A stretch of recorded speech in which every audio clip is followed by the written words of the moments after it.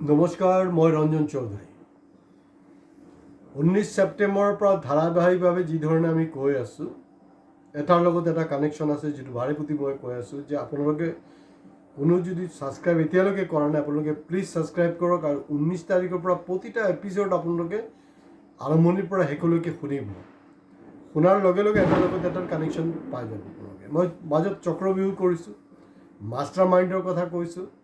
তো তাৰ লগত সংগতি ৰাখি এতিয়া মই কিছু আপোনালোকক ক'বলৈ লৈছোঁ। বেছি দীঘলীয়া নহ'ব, কাৰণ মই নিজেও অলপ অশান্তি পাই আছোঁ। কাৰণ মোৰ চাৰিওফালে আপোনাৰ এই যে বম চম ফুটি আছে, শুনিছেনে নাই? তাৰমানে ভণ্ড অনুৰাগীৰ সংখ্যাটো বেছি।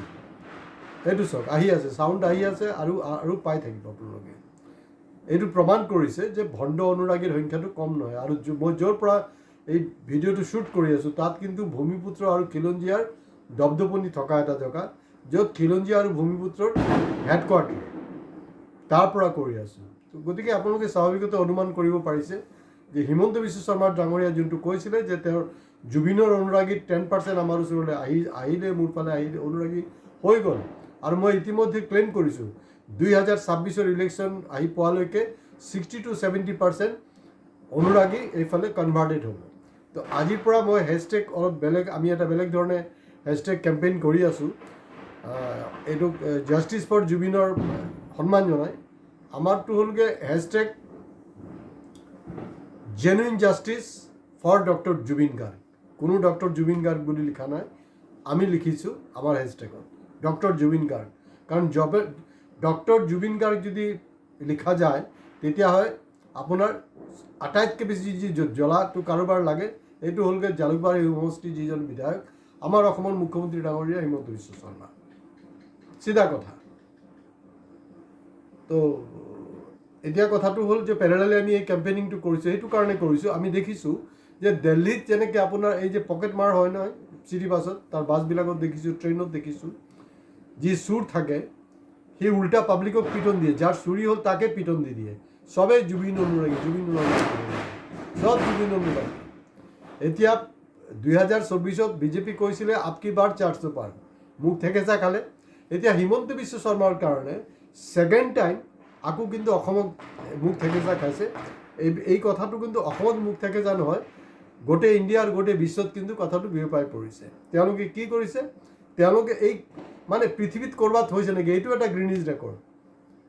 মানে ডাবল ইঞ্জিন চৰকাৰ, ক'ৰবাত কিবা এটা ঘটনা হৈছে, মাৰ্ডাৰ হওক, যি হওক, হোৱাট এভাৰ, তাত উল্টা মানে যি শাসকীয় দল, তেওঁলোকে মানে ন্যায় বিচাৰি আছে, তেওঁলোকে বিচাৰিছে। তো তেওঁলোকৰ টেগলাইনটো আছিলে এনেকৈ যে আমি জুবিন, আমিও জুবিন, তেনেকুৱাকৈ কিবা। আৰু আৰে ভাই, চিধা মুখখন বেয়া হৈ যায়।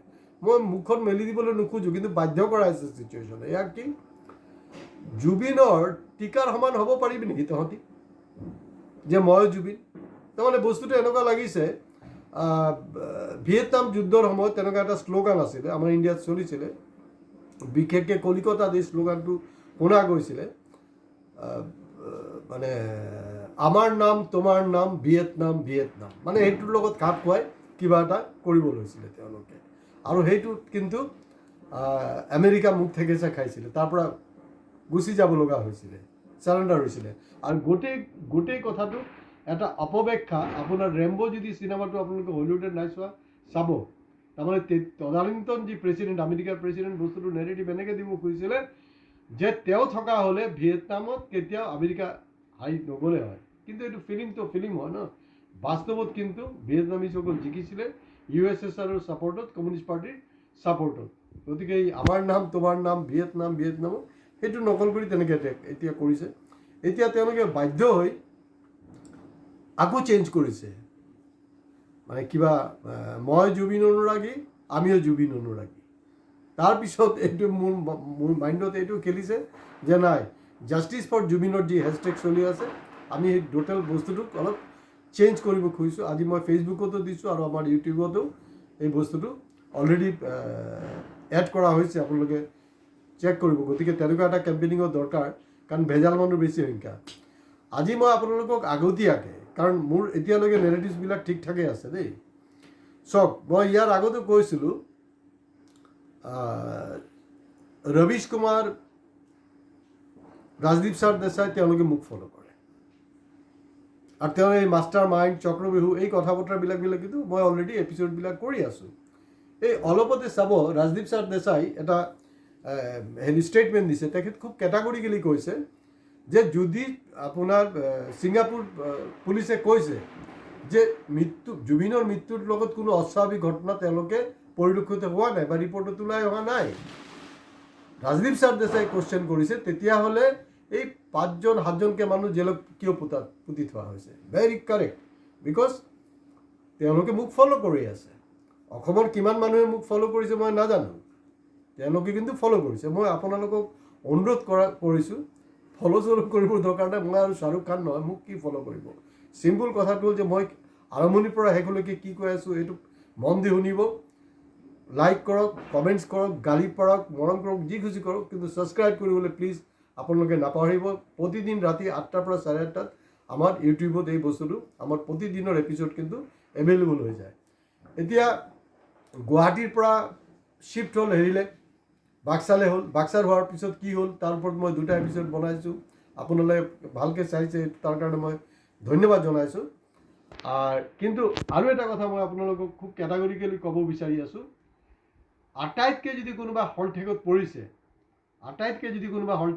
পৰিছে এয়া কিন্তু হিমন্ত বিশ্ব শৰ্মা ডাঙৰীয়া যাৰ নেকি কোনোবাই বাল্বি বাঁকা কৰিব নোৱাৰে যি নেকি ইণ্ডিয়াৰ আটাইতকৈ পাৱাৰফুল মানুহ তাৰপিছতো এতিয়া এনেকুৱা এটা হ'ব পাৰে চাব একদিন আপোনালোকে খবৰ পাব যে শ্যাম কানু মহন্তই মানে আত্মহত্যা কৰিছে বা তেনেকুৱা এটা খবৰ পাব পাৰে আপোনালোকে আচৰিত নহ'ব মই আগতীয়াকৈ মই কৈ আছোঁ দেই আপোনালোকে মই জ্যোতিষ নহয় কিন্তু মোৰ ইনটুইশ্যন বহুত ষ্ট্ৰং চাই থাকক শ্যাম কানু মহন্ত কিন্তু মাৰ্ডাৰ হৈ যাব পাৰে কাৰণ শ্যাম কানু মহন্ত যদি জিন্দা থাকে মই ইয়াৰ আগৰ এপিছ'ডতো কৈছোঁ এতিয়া আজি আকৌ সংযোজন কৰি আছোঁ চাওক ছাৰ্ভাইভেল অফ দি ফিটেষ্ট কাৰণ যদি চব ঠিকে আছে যেতিয়া হিমন্ত বিশ্ব শৰ্মাৰ পৰিয়ালৰ ওপৰত কোনোবাই FIR কৰিছিলে উল্টা তাক জেলত কিয় ধৰিছে এইটো কি হৈছে এইটোতো অপশাসন এইটো নহয় কোনোবাৰ এগেইনষ্টত FIR কৰিব পাৰে তেওঁ দোষী হয় না নিৰ্দোষী হয় এইটো কোৰ্টে বিচাৰ কৰিব এইটো আপুনি মই কোন হয় কিন্তু এইটো কোন দেশৰ ছিষ্টেম